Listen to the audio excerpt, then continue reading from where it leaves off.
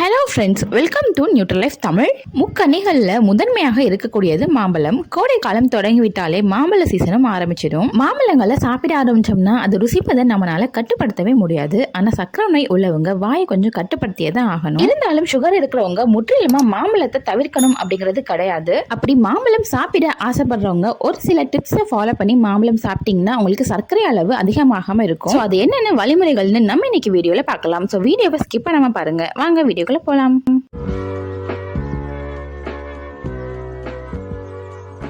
பொதுவாகவே நீரிழிவு நோயாளிகள் பழங்கள் சாப்பிடவே கூடாதுன்னு, அப்படியே சாப்பிட்டாலும் இனிப்பு குறைவா உள்ள நார்ச்சத்து அதிகம் உள்ள பழங்களை தான் சாப்பிடணும்னு சொல்லுவாங்க. முக்கியமா மாம்பழங்களை அதிகமான சர்க்கரை நோயாளிகள் சாப்பிட்றதே கிடையாது. இருந்தாலும் அவங்களுக்கும் மாம்பழம் சாப்பிடணுங்கிற ஆசை இருக்கும் இல்லையா? அவங்க எல்லாம் இந்த டிப்ஸை ஃபாலோ பண்ணுங்க. முதலாவதா பாத்தீங்கன்னா கிளைசமிக் இண்டெக்ஸ். சர்க்கரை நோய் உள்ளவங்க கிளைசமிக் இண்டெக்ஸ் குறைவா உள்ள பழங்களை மட்டும் தான் சாப்பிடணும்னு சொல்லுவோம். அந்த வகையில பாத்தீங்கன்னா ஒரு மீடியம் சைஸ் மாம்பழத்துல கிளைசமிக் குறியீடு 56 இருப்பதனால சர்க்கரை நோய் உள்ளவங்க மாம்பழத்தை மிதமான அளவுல எடுத்துக்குவது நல்லது. ஆனா எல்லா மாம்பழத்திலயுமே கிளைசமிக் குறியீடு ஒரே அளவுல இருப்பது கிடையாது. மாம்பழங்கள்ல பல்வேறு வகைகள் இருப்பதனால ஒவ்வொரு மாம்பழத்தோட வகைக்கும் ஒவ்வொரு விதமான மாம்பழத்துக்கும் அதுல உள்ள இனிப்போட தன்மையை பொறுத்து இது மாறுபடும். அதனால அதுக்கு ஏற்றவாறு இனிப்பு சுவை குறைவா உள்ள மாம்பழங்களை தேர்ந்தெடுத்து 2-3 துண்டுகள் வரை எடுத்துக்குவது நல்லது.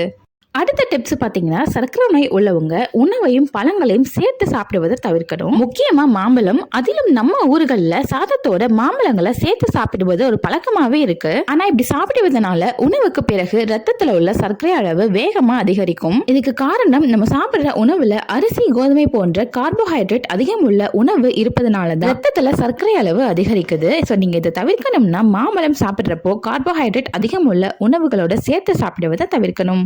அடுத்த டிப்ஸ் பார்த்தீங்கன்னா சர்க்கரை நோய் உள்ளவங்க மாம்பழம் சாப்பிட விருப்பப்பட்டீங்கன்னா உணவோட சேர்த்து சாப்பிடுவதற்கு பதிலாக 2 உணவோட இடைவெளிக்கு நடுவுல, அதாவது ஸ்நாக்ஸ் டைம்ல மாம்பழங்களை சாப்பிடுவது நல்லது. அடுத்த டிப்ஸ் பார்த்தீங்கன்னா மாம்பழத்துல நார்ச்சத்துக்கள் எந்த அளவுக்கு இருக்கோ அதே அளவு சர்க்கரையும் அதிகமாக இருக்கும். அதனால மாம்பழத்தை தனியா சாப்பிடுவதை விட புரதச்சத்து அதிகம் உள்ள உணவோட சேர்த்து சாப்பிட்டு வாங்க. குறிப்பா ஸ்நாக்ஸ் டைம்ல மாம்பழங்களை சாப்பிடும் போது நட்ஸ் போன்ற உணவோட சேர்த்து சாப்பிடுவது நல்லது. இது வயிறு நிரம்பிய உணர்வை கொடுப்பதோடு மட்டும் இல்லாம நீண்ட நேரம் பசியை கட்டுக்குள்ள வைக்கும். இதனால ரத்தத்துல உள்ள குளுக்கோஸ் அளவும் சீரா இருக்கும். சோ சர்க்கரை வியாதி உள்ளவங்க பழங்களை வழக்கமான உணவுகளோடு சேர்த்தோ இல்ல சாப்பிட்ட உடனேயே பழங்களை சாப்பிடுவது கூடாது. சோ குறிப்பா கார்போஹைட்ரேட் நிறைந்த சப்பாத்தி, சாதம், பூரி, உருளைக்கிழங்கு போன்ற உணவோட சேர்த்து சாப்பிடவே கூடாது. சோ இந்த பாயிண்ட சர்க்கரை நோய் உள்ளவங்க முக்கியமா ஃபாலோ பண்ணணும். அதே போல ரத்தத்துல சர்க்கரை அளவு தொடர்ச்சியா அதிகமாயிட்டே இருக்குங்கிறவங்க அல்லது HbA அளவு அதிகமா இருந்துச்சுன்னா நீங்க மருத்துவருடைய ஆலோசனை இல்லாம மாம்பழங்களை சாப்பிடாதீங்க. அவ்வளவுதான் ஃப்ரெண்ட்ஸ், சர்க்கரை நோய் உள்ளவங்க இந்த டிப்ஸ் எல்லாம் ஃபாலோ பண்ணி அளவா மாம்பழங்களை சாப்பிட்டுக்கோங்க. இந்த தகவல் உங்களுக்கு யூஸ்ஃபுல்லா இருந்துச்சுன்னா கண்டிப்பா வீடியோ லைக் பண்ணுங்க, உங்க ஃபேமிலி அண்ட் ஃப்ரெண்ட்ஸுக்கு ஷேர் பண்ணுங்க. மறக்காம நம்ம சேனலை சப்ஸ்கிரைப் பண்ணிருங்க. நன்றி.